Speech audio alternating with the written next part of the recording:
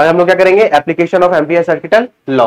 Application of ampere circuital law में सबसे पहला एप्लीकेशन हम करने जा रहे हैं जो क्या है, magnetic field due to infinite long straight wire. Straight wire की वजह से जो मैग्नेटिक फील्ड आया था वो हम करवा दिए थे। क्या होता है स्ट्रेट वायर की वजह से जो मैग्नेटिक फील्ड था 2 mu not I by 4 pi r। ठीक है, तो अब देखो यहाँ पर magnetic field due to infinite. अब इसी स्ट्रेट वायर में अगर इनफाइनाइट लेंथ का अगर स्ट्रेट वायर हो तो उसकी वजह से जो मैग्नेटिक फील्ड जनरेट होता है वो हम लोग किसमें करेंगे, application of ampere circuital law में। ठीक है, इसमें क्या करेंगे, एक इनफाइनाइट लॉन्ग स्ट्रेट वायर लेंगे, ये इनफाइनाइट है। ठीक है, इसमें तो इनफाइनाइट बना नहीं सकते हैं, ये इनफाइनाइट लॉन्ग स्ट्रेट वायर है जिसमें हमारा कौन सा करंट फ्लो कर रहा है, I करंट फ्लो कर रहा है। और एक पॉइंट P हम कंसीडर करेंगे यहाँ पर, जहां पर हमको क्या करना है, मैग्नेटिक फील्ड कंसीडर करना है। आप कॉमन चीज लगाइए, पॉइंट P में मैग्नेटिक फील्ड कंसीडर करना है। और ये जो है मेरा क्या है, लॉन्ग स्ट्रेट वायर है इनफाइनाइट। ठीक है, इसके वजह से जो मैग्नेटिक फील्ड बनेगा इसके अराउंड इस तरह से बनेगा ना। अब देखिए मैग्नेटिक फील्ड बनेगा, तो अब मैग्नेटिक फील्ड को हम क्या करेंगे, एम्पियर सर्किटल लॉ में बताए थे कि जब भी हमको मैग्नेटिक फील्ड निकालना रहता है तो हम क्या करते हैं, इसके अराउंड एक क्लोज लूप कंसीडर करते हैं। और क्लोज लूप कंसीडर करते हैं तो क्लोज लूप कंसीडर कीजिए यहाँ पर, इसके अराउंड एक क्लोज लूप हम क्या करेंगे इस तरह से, जैसे गॉस लॉ में हम क्या गॉसियन सरफेस कंसीडर करते थे ना, इस तरह से एम्पीरियल लूप में हम लोग क्या करेंगे, एक क्लोज लूप कंसीडर करते हैं जिसके अराउंड हम लोग क्या निकालते हैं, मैग्नेटिक फील्ड निकालते हैं। ठीक है, तो यहाँ पर हमारा क्या हो जाएगा, एक क्लोज लूप, ये हमारा क्लोज लूप हो गया, जिसका जो लेंथ ले लेंगे हम लोग क्या ले लेंगे, ये हमारा लेंथ क्या है, डीएल लेंथ ले लेंगे। पूरा लेंथ एल है तो इस क्लोज लूप का स्मॉल लेंथ क्या हो जाएगा, डीएल हो जाएगा। ठीक है, आप कॉमन चीज लगाइए, I करंट जब इस वायर में क्या होगा, फ्लो होगा, तो ये पॉइंट P पे कुछ ना कुछ मैग्नेटिक फील्ड निकलेगा। अब पॉइंट P पे ये पूरा क्या है, एल लेंथ की वजह से मैग्नेटिक फील्ड निकल रहा है। ठीक है, तो डीएल लेंथ की वजह से क्या निकलेगा, स्मॉल मैग्नेटिक फील्ड निकलेगा, जिसको हम लोग क्या बोलेंगे, डीबी। ठीक है, अब हम कंसीडर करते हैं क्या कि मैग्नेटिक फील्ड का डायरेक्शन जो है इसका इस तरफ है। ठीक है, ये हमारा क्या हो गया, मैग्नेटिक फील्ड का डायरेक्शन। अब मैग्नेटिक फील्ड का डायरेक्शन इस तरह से हो गया। अब ये देखिए स्मॉल लेंथ डीएल हमारे यहाँ पर है।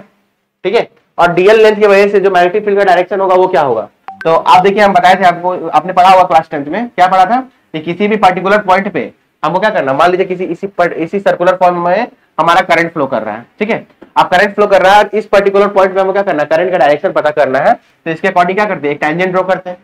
तो टेंजेंट ड्रॉ करते हैं, टेंजेंट क्या बताता है कि इस पर्टिकुलर पॉइंट में करंट का डायरेक्शन क्या होगा, आ रहा समझ में। तो देखिए तो यहाँ पर हमारा करंट इस तरह से फ्लो कर रहा है, तो इस पर्टिकुलर पॉइंट में डीएल लेंथ में क्या करना है, करंट का डायरेक्शन पता करना है। इसके अकॉर्डिंग क्या करेंगे, एक टेंजेंट ड्रॉ कर देंगे। तो टेंजेंट ड्रॉ करने पे हमको क्या पता चल जाएगा कि यहाँ पर करंट का डायरेक्शन मतलब मैग्नेटिक फील्ड का डायरेक्शन क्या है, समझ में आया ना। तो मैग्नेटिक फील्ड का डायरेक्शन क्या होगा, इस डायरेक्शन में हमारा क्या हो रहा है, मैग्नेटिक फील्ड डीबी हमारा जा रहा है कि नहीं जा रहा है। ठीक है, और इसका स्मॉल लेंथ, अब स्मॉल लेंथ की बात करें, लेंथ भी हमारा इसी तरह से हमारा क्या कर रहा है, फ्लो कर रहा है। यानी कि स्मॉल लेंथ डीएल का भी डायरेक्शन यही है, डीबी का भी डायरेक्शन क्या हो गया, सेम हुआ। लेंथ का डायरेक्शन और डीबी का डायरेक्शन दोनों हमारा सेम हो गया। अब दोनों का डायरेक्शन सेम होने पर थीटा क्या होता है, 0 डिग्री। ऑपोजिट होने पर थीटा क्या होता है, 180 डिग्री। और परपेंडिकुलर में 90 डिग्री होता है, बताया हुआ है। इन दोनों में थीटा क्या है, 0 डिग्री। ठीक है, अब एम्पियर सर्किटल लॉ में हम लोग क्या पढ़े थे, एम्पियर सर्किटल लॉ में पढ़े थे बी डॉट डीएल जो होता है किसके बराबर आता है, म्यू नॉट एन आई के, जिसमें एन जो था वो नंबर ऑफ टर्न था, याद आ रहा है ना, पढ़ा हुआ ना। और हम लोग मैग्नेटिक फील्ड, और इसमें हम लोग एक और पढ़े थे क्या, ये B dot DL is equal to क्या होता है formula, B DL cos theta, पढ़ा है ना, किसमें था हम लोग का,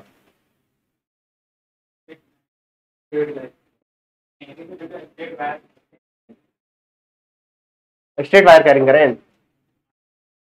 सबसे पहला डेफिनेशन देखो एम्पियर सर्किटल लॉ का हम लोग लिखे हैं।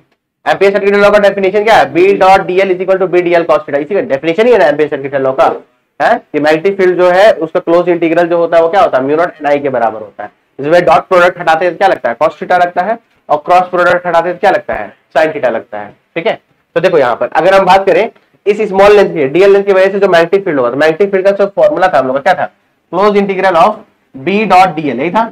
इसका फॉर्मूला क्या होता है, देखो तो डॉट हटाएंगे क्या लिखेगा, बी डीएल कॉस थीटा आएगा, और थीटा यहाँ पे कितना बन रहा है, मैग्नेटिक फील्ड और लेंथ की, डीएल लेंथ की वजह, मैग्नेटिक फील्ड और लेंथ के बीच में क्या बन रहा है, कॉस थीटा बन रहा है। तो बी डीएल क्या हो जाएगा, मल्टीप्लाई हो गया, डॉट नहीं है। ठीक है, तो बी डीएल कॉस थीटा, यहाँ पर थीटा कितना बन रहा है हमारा, 0 डिग्री। ठीक है, देखो ना जी, मैग्नेटिक फील्ड और डीएल लेंथ दोनों का डायरेक्शन क्या है, सेम है, तो थीटा क्या हो जाएगा, 0 डिग्री। तो कॉस 0 का वैल्यू कितना होता है, 1, तो क्या बचेगा, बी डीएल बचेगा। ठीक है, तो देखो यहाँ पर क्लोज इंटीग्रल ऑफ, अब क्योंकि मैग्नेटिक फील्ड कांस्टेंट है तो एक काम करते हैं, कांस्टेंट को मैग्नेटिक फील्ड को क्या करते हैं, बाहर निकाल लेते हैं। ठीक है, तो यहाँ इंटीग्रेशन हम किसका करेंगे, केवल डीएल का। ठीक है, अब देखो डीएल में एक इस तरह से है, एक सर्कुलर लूप है ना। अब सर्कुलर लूप में अगर इंटीग्रेशन करेंगे तो सर्कमफेरेंस ऑफ सर्कल का क्या होता है फॉर्मूला, 2 पाई आर। यानी कि स्मॉल लेंथ का सर्कमफेरेंस यानी कि पूरा एल हो जाएगा, यानी कि एल किसके बराबर होगा, 2 पाई आर के बराबर। हालांकि एल ही होगा लेकिन पूरा एल किसके बराबर होगा, 2 पाई आर, क्योंकि सर्कल का पूरा सर्कमफेरेंस का वैल्यू क्या होता है, 2 पाई आर। यानी कि डीएल का इंटीग्रेशन क्या हो जाएगा, 2 पाई आर। आया ना समझ में? तो देखो यहाँ पर, तो यहाँ हमारा जाएगा बी इंटू डीएल का इंटीग्रेशन हमारा कितना हो जाएगा, 2 पाई आर, और यहाँ से डिस्टेंस हम कंसीडर कर लेंगे ये आर। ठीक है, ये हमारा आर डिस्टेंस हो गया, 2 पाई आर। ठीक है, इसको मान लेंगे इक्वेशन फर्स्ट। यहाँ तक प्रॉब्लम नहीं। अब सेम टू सेम हम जानते हैं according to ampere circuital law. Ampere circuital law के अकॉर्डिंग क्या जानते हैं, बी डॉट डीएल जो होता है किसके बराबर होता है, म्यू नॉट एन आई के। कल प्रूफ किए हैं हम।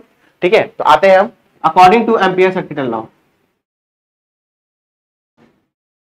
According to ampere circuital law, अगर एम्पियर सर्किटल लॉ के अकॉर्डिंग अगर हम बात करें, एम्पियर सर्किटल लॉ के अकॉर्डिंग फॉर्मूला क्या होता है, close integral of B dot DL, किसका फॉर्मूला होता है, म्यू नॉट एन आई। यही फॉर्मूला होता है ना हमारा, यही होता है। तो एन नंबर ऑफ टर्न रहेगा तो क्या होगा, ये तो म्यू नॉट आई तो एक टर्न के लिए है ना, अगर एन नंबर ऑफ टर्न इस तरह से बहुत सारे टर्न ले लेंगे तो क्या होगा, म्यू नॉट एन आई होगा कि नहीं होगा, होगा ना। वो तो हम सिंगल टर्न के लिए निकाले थे ना, तो सिंगल टर्न में एन का वैल्यू 1 हो जाएगा, एन 1 पुट करो तो म्यू नॉट आई एन आएगा। अगर एन नंबर ऑफ टर्न रहेगा क्या करो, म्यू नॉट एन आई लिखोगे कि नहीं लिखोगे, है ना समझ में। तो ये क्या आ जाएगा, mu not an number of turn के लिए क्या हो जाएगा, म्यू नॉट एन आई। ठीक है, अब देखो यहाँ पर हमारा जो वैल्यू आया है यहाँ पर, ये किसका वैल्यू है, ये हमारा close integral of B dot DL का ही तो वैल्यू है कि नहीं है। ये बी डॉट डीएल का क्या है, बी इंटू 2 पाई आर, और यहाँ हमारा एम्पियर सर्किटल लॉ से क्या आया, B dot DL is equal to mu not N I. किससे आया है, एम्पियर सर्किटल लॉ से। इसको मान लेंगे इक्वेशन 2। अब देखो तो ये भी हमारा बी डॉट डीएल के बराबर है। ठीक है, और ये भी हमारा किसके बराबर, बी डॉट डीएल के बराबर। तो लेफ्ट हैंड साइड बराबर, तो राइट हैंड साइड भी क्या होगा, बराबर होगा। ले लो from equation 1 and 2, from 1 and 2।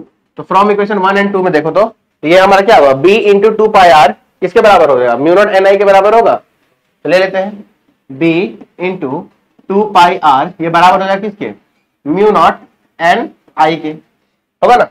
अब देखो 2 पाई आर इधर मल्टीप्लाई में इधर क्या हो जाएगा, डिवाइड में। तो मैग्नेटिक फील्ड हमारा कितना आ जाएगा बताओ, मैग्नेटिक फील्ड कितना आ जाएगा, mu not N I divided by कितना हो जाएगा, 2 पाई आर।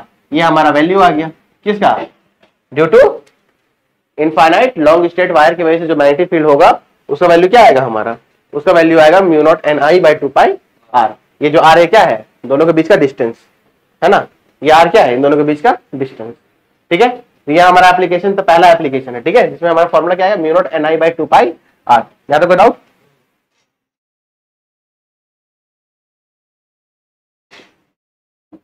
ठीक है।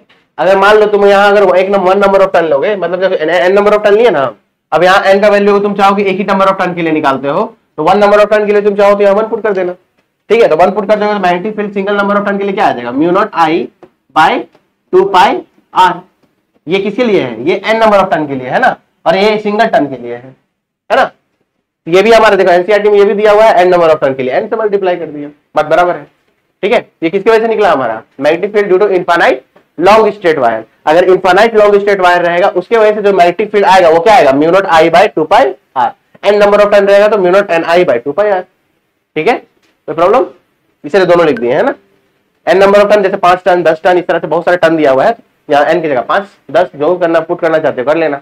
ठीक है, और सिंगल वन एक सिंगल टर्न है तो mu not I by 2 pi R put कर देना, कोई प्रॉब्लम। चलो जल्दी करो।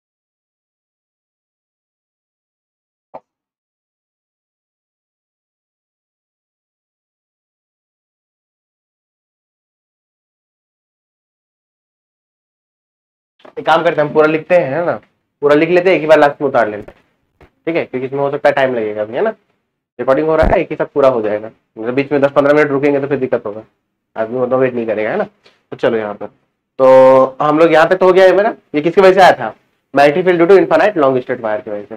अब लॉन्ग स्ट्रेट वायर, अब देखो एक सिलेंडर की बात करें, सिलेंडर जो है ये वायर का तुम डायमेंशन देखो, एक सिलेंडर की तरह ही दिखता है कि नहीं दिखता है, दिखता है ना। तो अब अगर मैग्नेटिक फील्ड निकालेंगे ड्यू टू हॉलो सिलेंडर की वजह से क्या होता है और सॉलिड सिलेंडर की वजह से क्या है, ये दो एप्लीकेशन है ना। पहला तो लॉन्ग स्ट्रेट वायर की वजह से, अब लॉन्ग स्ट्रेट वायर अगर थिक कर दे तो वो कैसा बन जाएगा, सिलेंडर बन जाएगा, ठीक है। तो मैग्नेटिक फील्ड हम किसकी वजह से निकालेंगे, पहला हॉलो सिलेंडर की वजह से कितना मैग्नेटिक फील्ड आता है, और इसका 3 केस लेंगे। सिलेंडर के अंदर क्या होगा मैग्नेटिक फील्ड, सिलेंडर के सरफेस पे क्या होगा, सिलेंडर के बाहर क्या होगा। Same to same solid cylinder में भी वही लेंगे जैसा हम लोग Gauss application of Gauss law में लिए थे, है ना। इस बार 5 मार्क्स पे एप्लीकेशन पूछा है गॉस लॉ में इस बार, तो हो सकता है इस बार एप्लीकेशन में तुम लोग को एम्पियर सर्किटल लॉ पूछ दे, है ना। चलो, और तीनों केस पूछ दिया था कि सेंटर पे बताइए क्या होगा, सरफेस बताइए क्या होगा, आउटसाइड द सिलेंडर क्या होगा, तीनों केस पूछ दिया था, तीनों केस करवाएंगे, ठीक है। चलो अगला एप्लीकेशन हम लोग आते हैं क्या में, एप्लीकेशन हम लोग application of ampere circuital law में निकलते हैं magnetic field due to hollow cylinder, ठीक है। हॉलो सिलेंडर की वजह से मैग्नेटिक फील्ड क्या होगा, मैग्नेटिक फील्ड ड्यू टू, ये हॉलो है मतलब अंदर से खोखला है, ठीक है, हॉलो सिलेंडर। अगर हम हॉलो सिलेंडर के मैग्नेटिक फील्ड की बात करें, चाहो साथ साथ में लिखते चल सकते हो तुम लोग, ठीक है, समझते भी चलो लिखते भी चलो। तो मैग्नेटिक फील्ड हॉलो सिलेंडर की बात करें तो इसमें क्या करेंगे, हॉलो सिलेंडर हम कंसीडर करेंगे, देखो अंदर से पूरा हॉलो है ये सिलेंडर, ठीक है, ये पूरा हॉलो है। अब इसमें हम क्या करेंगे, एक वायर में क्या कर रहे हैं, आई करंट फ्लो करवा रहे हैं ये हॉलो सिलेंडर में। अब ये हॉलो सिलेंडर देखो तो एक लॉन्ग स्ट्रेट वायर की जैसे बिहेव करेगा कि नहीं करेगा, समझ में। और फॉर्मूला हमारा देखना यही आएगा हमारा, यहाँ प्रूफ किया ना, mu not I by 2 pi R, यही फॉर्मूला आएगा। बट इसमें 3 केस लेंगे हम, 3 केस लेंगे, क्या लेंगे, सबसे पहले हम क्या लेंगे, मैग्नेटिक फील्ड हम ले लेंगे कि हमको सिलेंडर के अंदर मैग्नेटिक फील्ड क्या होगा, सिलेंडर के सरफेस में मैग्नेटिक फील्ड क्या होगा, और सिलेंडर के बाहर मैग्नेटिक फील्ड क्या होगा, ये 3 केस हम कंसीडर करेंगे। ये हॉलो सिलेंडर हम कंसीडर कर रहे हैं जिसका रेडियस हम क्या ले रहे हैं, कैपिटल आर ले रहे हैं बाबू, ठीक है। ये हॉलो सिलेंडर का रेडियस क्या हो गया, कैपिटल आर, ठीक है। अब ये कैपिटल आर, तो पहला केस 1 ले रहे हैं, ठीक है, केस 1 हम क्या लेंगे, magnetic field inside the hollow cylinder, ठीक है। सबसे पहला केस लिख ले रहे हैं, magnetic field inside the hollow cylinder, ठीक है। तो अंदर हॉलो सिलेंडर के अंदर मैग्नेटिक फील्ड क्या हो गया, याद करो तुम लोग गॉस सरफेस हम पढ़ाए थे, तो गॉस सरफेस में बताए थे कि गॉसियन लॉ में बताए थे कि गॉस सरफेस के अंदर जो होता है मैग्नेटिक करंट जो होता है वो क्या होता है, 0 होता है, याद आ रहा है कुछ, है, जिसमें हम फैराडेज केज के बारे में बताए थे कि पहन के तुम अगर अंदर चले भी जाओगे तो तुमको कभी करंट नहीं लगने वाला है। तो सेम टू सेम यहाँ भी है कि यहाँ पर देखो इनसाइड द, आपकी कॉमन चीज है, आई करंट जब इस वायर में तुम फ्लो करवाओगे तो पूरा हॉलो है, तो सारा जो चार्ज होगा मैग्नेटिक फील्ड होगा वो सारा चार्ज कहाँ आ जाएगा, जैसे सरफेस पे आ जाएगा, अंदर में आने की मैग्नेटिक फील्ड क्या होगा, 0 होगा। यानी कि हॉलो सिलेंडर के इनसाइड में कोई भी मैग्नेटिक फील्ड नहीं होता है क्योंकि चार्ज ही अवेलेबल नहीं है, सारा चार्ज हमारा कहाँ जा रहा है, सरफेस पे जा रहा है ना। जो भी करंट हम वायर के अंदर फ्लो करवाओगे ना, तो वायर के अंदर करंट जो है सारा चार्ज जो होगा कहाँ होगा, सरफेस पे फ्लो करेगा, यानी कि मैग्नेटिक फील्ड कहाँ बनेगा, ये सरफेस पे बनेगा, ना कि हॉलो सिलेंडर के अंदर बनेगा, है ना समझ में। यानी कि पहला केस जो लिखे ना, magnetic field inside the hollow cylinder, तो यहाँ पर क्या होगा, net magnetic field inside the hollow cylinder क्या हो जाएगा, 0 हो जाएगा, ठीक है। तो देखो यहाँ पर हॉलो सिलेंडर में इस तरह से हम यहाँ पर सिलेंडर के अंदर एक पॉइंट P कंसीडर करेंगे और यहाँ से सेंटर से लेके इसका डिस्टेंस हम R मान लेंगे और यहाँ क्या बना लेंगे, इस तरह से मैग्नेटिक फील्ड जनरेट कर लेंगे, ठीक है। अब देखो ये जो इसको हम मान लेंगे क्या, इसको ये कैपिटल R है ना डिस्टेंस, इसको हम मान लेते हैं डिस्टेंस स्मॉल r, यहाँ तक कोई प्रॉब्लम।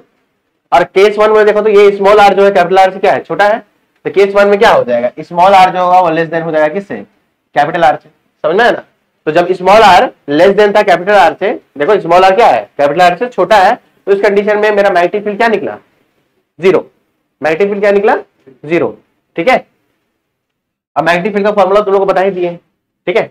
अब देखो यहाँ पर मैग्नेटिक फील्ड इनसाइड, यहां लिख देना हेंस, तो magnetic field inside the cylinder, hollow cylinder लिखना, सिलेंडर मत लिखना, सिलेंडर में भी सॉलिड सिलेंडर कंसीडर हो जाएगा, ठीक है। इनसाइड द हॉलो सिलेंडर क्या होगा, विल बी 0, क्यों, क्योंकि जो भी मैग्नेटिक फील्ड जनरेट होगा सारा कहाँ आ जाएगा, सरफेस पे आ जाएगा, ठीक है। अंदर खोखला है तो खोखला में तो मैग्नेटिक फील्ड जाएगा नहीं, है ना। तब देखे होगे कि एयर में करंट वगैरह आता है, हवा में उड़ता है, तो हम लोग ऐसा रहता है तो सारा करंट हम लोग लगता है कि नहीं लगता, लगता है ना जी, ऐसा होता है। तो यहाँ तो क्या है, वैक्यूम है, हॉलो है मतलब वैक्यूम है, एयर, कॉमन चीज है, इसमें कोई मैग्नेटिक फील्ड जाएगा ही नहीं फोकला में। अब वही यहाँ सरफेस जगह सॉलिड रहता है, अंदर से पूरा भरा हुआ रहता है सामान, और कुछ कुछ के सामान भर देते, तब उसमें क्या करंट निकलता, तो करंट निकलता तो मैग्नेटिक फील्ड भी निकलता। ठीक है, समझ में आ गया केस 1। आप केस 2 क्या लेंगे, ये आर को आप क्या कर देंगे, सरफेस पे ले लेंगे, मतलब ये आर के बराबर। ठीक है, तो मैग्नेटिक फील्ड क्या कर देंगे, on the surface of cylinder. दूसरा केस क्या ले रहे हैं, मैग्नेटिक फील्ड कहां निकाल रहे हैं, सिलेंडर के सरफेस पे, कोई प्रॉब्लम। ठीक है, चलो दूसरा केस ले रहे हैं, केस 2।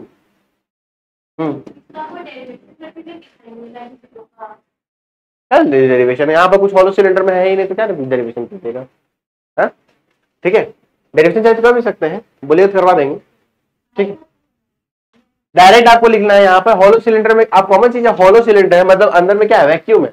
अब वैक्यूम है, वैक्यूम एरिया में कभी करंट फ्लो करेगा, वैसा रहता तो इसमें करंट फ्लो कर रहा है, हमको नहीं लगता करंट, फिर हवा में है हम लोग तो। एयर जो होता है, एयर वैक्यूम क्या होता है, इंसुलेटर होता है करंट का, इंसुलेटर होता है, तब हवा क्या लग रहा है, अंदर नहीं होगा क्या, उसकी अंदर से बाहर नहीं आ रहा होगा, मेरे पे टच नहीं हो रहा होगा, हमको करंट लग रहा है क्या, नहीं लग रहा है। वैसा रहता है 120, इतना भारी भारी वायर का जो वोल्ट है करंट का, वो देखो कि रेलवे ट्रैक के ऊपर जाता है, तो सारा अगर वो एयर जो अगर कंडक्टर रहता है तो कॉमन चीज है, सारा हवा से हम लोग करंट लगता कि नहीं लगता, लगता ही लगता। बट एयर क्या है, एज ए इंसुलेटर वर्क करता है। ठीक है, तो अंदर क्या है, हॉलो सिलेंडर की बात करें मतलब अंदर एयर ही भरा हुआ है ना, तो सारा करंट तो अंदर में होगा नहीं है वैसे, और करंट नहीं होगा तो हम लोग को करंट नहीं लगेगा, तो मतलब क्या होगा, मैग्नेटिक फील्ड पे क्या होगा, जीरो होगा, क्योंकि करंट ही नहीं है हॉलो सिलेंडर में, है ना समझ में। चलो अब केस 2 क्या ले रहे हैं, magnetic field on the surface of cylinder. ठीक है, अब सरफेस पे तो निकलेगा मेरा, क्योंकि सरफेस पे मेरा ऑब्जेक्ट रहता हुआ, मतलब कि कर्व सरफेस एरिया है ना सिलेंडर का, तो सरफेस पे कुछ ना कुछ मैग्नेटिक फील्ड हमारा निकलेगा। चलो लेते हैं हम लोग magnetic field on the surface of cylinder, surface of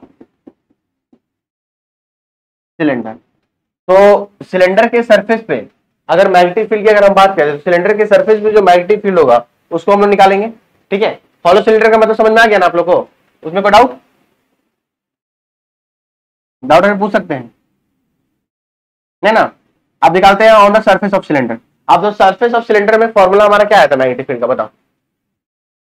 इसके जस्ट हमारे पीछे देखो, तो सरफेस ऑफ सिलेंडर में हमारा देखो, ये हमारा लॉन्ग स्ट्रेट वायर था। अब सिलेंडर के सरफेस मैग्नेटिक फील्ड का फॉर्मूला क्या था, mu not I by 2 pi R था। ठीक है, तो सरफेस ऑफ सिलेंडर की अगर हम बात करें, देखो यहाँ हम लोग क्या निकाले थे, यहाँ जो हम निकाले थे मैग्नेटिक फील्ड कैसे निकाले थे, बीडीएल कॉस थीटा, इस तरह से 2 पाई आर किए थे। सेम यही प्रोसेस करेंगे हम लोग सरफेस ऑफ सिलेंडर पे, कोई अलग प्रोसेस नहीं करेंगे। बट यहाँ पर क्या लेंगे, ये जो आर है वो कैपिटल आर के बराबर ले लेंगे।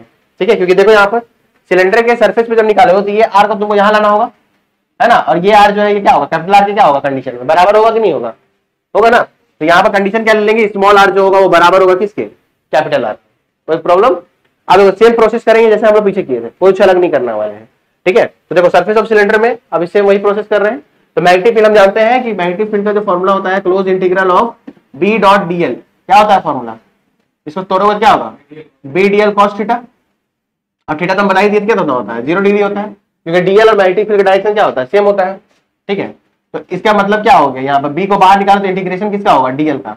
अब ध्यान दो कि अगर सिलेंडर के सरफेस पे अगर हम निकाल रहे हैं तो सिलेंडर के सरफेस में क्या बनेगा, एम्पीरियल लूप इस तरह से बनेगा, सरफेस से निकाल रहे हैं ना। और इसको क्लोज करेंगे हम लोग कैसे, इसको जो हम लोग क्लोज करेंगे इसके लिए क्लोज लूप हमको लेना होगा, इस तरह से लेना होगा ना, जिसका डीएल लेंथ यह हो जाएगा, मैग्नेटिक फील्ड और डीएल दोनों का डायरेक्शन क्या हो जाएगा, सेम हो जाएगा हमारा, होगा कि नहीं होगा। अब ये भी क्लोज लूप बन रहा है, कैसा फॉर्म ले रहा है, सर्कुलर फॉर्म ले रहा है कि नहीं ले रहा है, और सर्कल का क्या होता है, सर्कल 2 पाई आर होता है कि नहीं होता है। तो कुछ अलग नहीं करना है, सेम वही करना है। डीएल का इंटीग्रेशन करेंगे क्या आ जाएगा, बी इंटू क्या आ जाएगा 2 पाई, और आर ले लेंगे, ये आर हमारा कौन सा आर है, ये आर ये इसके बराबर वाला आर है। ठीक है, और यहाँ आर की जगह तुम ये भी आर ले सकते हो, कोई दिक्कत नहीं, दोनों आर इक्वल है ना यहाँ कंडीशन में। केस 2 में क्या ले रहे हैं, सरफेस पे निकाल रहे हैं, तो सरफेस से डिस्टेंस क्या है यहाँ कैपिटल आर, और ये भी क्या है हमारा स्मॉल आर, किसके बराबर है, कैपिटल आर के बराबर, तो दिक्कत। चलो ये तो हमारा आ गया। अब देखो एम्पियर सर्किट लॉ की बात करें तो लो according to Ampere circuit law, ठीक है, according to ampere circuital law, तो अगर एम्पियर सर्किटल लॉ के अकॉर्डिंग अगर हम बात करें तो एम्पियर सर्किटल लॉ का फॉर्मूला क्या होता है, close integral of B dot DL is equal to क्या होता है, म्यू नॉट आई होता है, एन नंबर ऑफ टाइम क्या होगा, म्यू नॉट एन आई हो जाएगा, कोई दिक्कत। चलो अब देखो म्यू नॉट एन आई, इसको हम ले लेते हैं इक्वेशन 1 और इसको क्या मान लेते हैं इक्वेशन 2। 1 और 2 में देखो लेफ्ट हैंड साइड बराबर, देखो ये भी हमारा क्या है, close integral of B dot DL के बराबर है, तो लेफ्ट हैंड साइड बराबर तो राइट हैंड साइड भी क्या होगा, बराबर हो जाएगा। तो b इज इक्वल टू क्या होगा, from equation 1 and 2, same process है, कुछ अलग नहीं है, ठीक है। तो फ्रॉम इक्वेशन 1 एंड 2, तो 1 और 2 इक्वेशन से लो तो लेफ्ट हैंड साइड बराबर तो राइट हैंड साइड भी बराबर, यानी कि b इज इक्वल टू कितना हो जाएगा, b इंटू 2 पाई आर होगा ना, मल्टीप्लाई में जाके डिवाइड कर दो, म्यू नॉट आई, अब आई में कितना हो जाएगा 2 पाई आर हो जाएगा, ठीक है। ये हमारा कौन सा केस हो गया, सरफेस ऑफ द सिलेंडर का, सिलेंडर के सरफेस पे जो मैग्नेटिक फील्ड निकाला गया तो वही सेम प्रोसेस, देखिए कुछ अलग किए हम लोग, सेम इसी प्रोसेस में किए कि नहीं किए, जो लॉन्ग स्ट्रेट वायर का, यानी कि लॉन्ग स्ट्रेट वायर भी किस तरह का शेप लेता है, सिलेंड्रिकल शेप लेता है, इसीलिए आंसर भी दोनों का सेम है। देखिए ना कॉमन चीज लगा, वायर को देखिए ना सिलेंड्रिकल शेप है कि नहीं है, तो वायर का सिलेंड्रिकल शेप होता है, इसलिए दोनों का आंसर क्या है, मैग्नेटिक फील्ड का सेम आया। अब वही अगर बताइए, अगर हम क्या करें, आउटसाइड द सरफेस निकालिएगा ना, तो आउटसाइड द सरफेस में क्या करेंगे, सेम प्रोसेस करेंगे, बस यही स्मॉल आर की जगह क्या हो जाएगा, कैपिटल आर हो जाएगा, सॉरी ये कैपिटल स्मॉल आर है ना, इसको आप ले सकते हो कैपिटल आर भी ले सकते हो, कोई दिक्कत नहीं, क्योंकि स्मॉल आर कैपिटल आर दोनों क्या है आपस में बराबर है, इसको आप सरफेस पे क्या कर सकते हो, इसकी जगह आप ये भी ले सकते हो, b is equal to mu not I by 2 pi capital R भी ले सकते हैं, ठीक है, क्योंकि आर और स्मॉल आर दोनों बराबर है कंडीशन में, देखिए है ना। Outside the surface of the cylinder में फिर ये जो स्मॉल आर होगा वो बड़ा ले लेंगे कैपिटल आर से, जैसे देखिए ये जो स्मॉल आर है इसको और बड़ा ले लेंगे, यहाँ पे पॉइंट ये ले लेंगे, कंसीडर करेंगे, फिर यहाँ पे क्या बनेगा हमारा लूप, इस तरह से बनेगा ना। तो आउटसाइड द सिलेंडर में कॉमन चीज है हमारा क्या निकलेगा, म्यू नॉट आई बाय 2 पाई, फिर स्मॉल आर ले लेंगे, ठीक है। बट इसमें कंडीशन क्या रहेगा, स्मॉल आर जो होगा बड़ा होगा किससे, कैपिटल आर से, समझ में है ना। ये जो स्मॉल आर है, देखो स्मॉल आर का लेंथ क्या है, कैपिटल आर से बड़ा है, ठीक है। तो केस 3 हमारा क्या हो जाएगा, केस 3 की अगर हम बात करें, केस 3, तो केस 3 में क्या होगा, magnetic field outside the surface, है ना, या आउटसाइड द सिलेंडर, ठीक है। Magnetic field outside the cylinder, ठीक है, सरफेस ऑफ सिलेंडर। तो आउटसाइड द सिलेंडर में पूरा प्रोसेस सेम करना है, B dot DL B DL cos theta 2 pi R करके इक्वेशन फर्स्ट और म्यू नॉट एन आई करके एम्पियर सर्किट लॉ से इक्वेशन 2 दोनों को इक्वेट करके बस इसको सॉल्व करना है। बस इसमें क्या रहेगा, फॉर्मूला जो आएगा मैग्नेटिक फील्ड का वो क्या आएगा, म्यू नॉट, ठीक है, आई, और इसमें क्या आएगा 2 पाई स्मॉल आर आ जाएगा। और इसमें केस कैसा रहेगा, स्मॉल आर जो है वो बड़ा है किससे, कैपिटल आर से, केस ये रहेगा ना हमारा। देखो यहाँ पर सरफेस से अगर तुम बाहर निकालो मैग्नेटिक फील्ड, सरफेस से क्या निकालो बाहर, ये स्मॉल आर का लेंथ क्या है, कैपिटल आर से बड़ा है।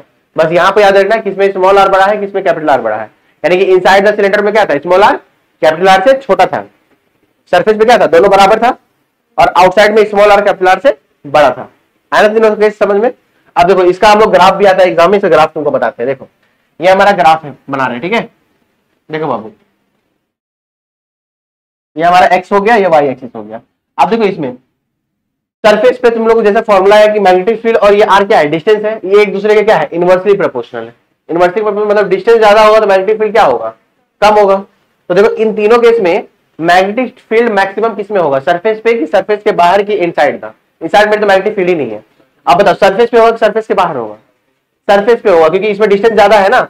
सॉरी आउटसाइड में क्या है, सरफेस के आउटसाइड में डिस्टेंस ज्यादा है, तो डिस्टेंस ज्यादा होने में मैग्नेटिक फील्ड क्या होगा, कम होगा, क्योंकि इनवर्सली प्रोपोर्शनल रिलेशन है। यानी कि सरफेस पे मैग्नेटिक फील्ड क्या होगा, मैक्सिमम होगा। समझ में आ गया, मैक्सिमम मैग्नेटिक फील्ड उसमें होगा सरफेस पे, यानी कि सिलेंडर के सरफेस जब आर जो है इसके बराबर था, ठीक है। तो यहाँ देखो हम मैक्सिमम मैग्नेटिक फील्ड ले रहे हैं। देखो इस ग्राफ में क्या ले रहे हैं, मैक्सिमम।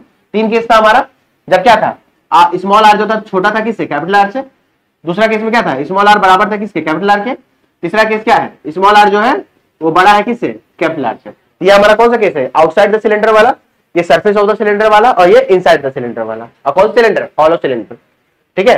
तो देखो यहाँ पर तो हमारा क्या था, मैग्नेटिक फील्ड क्या था, 0 था, कुछ मैग्नेटिक फील्ड ही नहीं आया था ना। अब मैक्सिमम हमारा किस में आया, जब हमारा मैग्नेटिक फील्ड क्या है, मतलब कि जब हमारा डिस्टेंस क्या है, सरफेस के अकॉर्डिंग है, मतलब सरफेस के बराबर है, ठीक है। तो आर जब स्मॉल आर के बराबर है, तो यहाँ पर हमारा मैग्नेटिक फील्ड क्या आया, मैक्सिमम आया। यहाँ तो कोई दिक्कत। फिर लेकिन जैसे जैसे हम आर को बढ़ाते गए, स्मॉल आर के डिस्टेंस बढ़ाते गए, तो हम लोग जानते हैं फॉर्मूला से b इक्वल टू क्या होता है, mu not I by 2 pi R. Distance बढ़ाओगे तो मैग्नेटिक फील्ड क्या होगा, घटेगा। तो जैसे जैसे डिस्टेंस तुम बढ़ाओगे, ये आर को बढ़ाया किससे, कैपिटल आर से बढ़ा हुआ ना, तो आउटसाइड वाले केस में क्या होगा, इस तरह से हमारा वैल्यू घटता चला जाएगा। इस तरह से ग्राफ बनेगा हमारा। कोई प्रॉब्लम, क्लियर है, ठीक है। चलो उसको लिखो।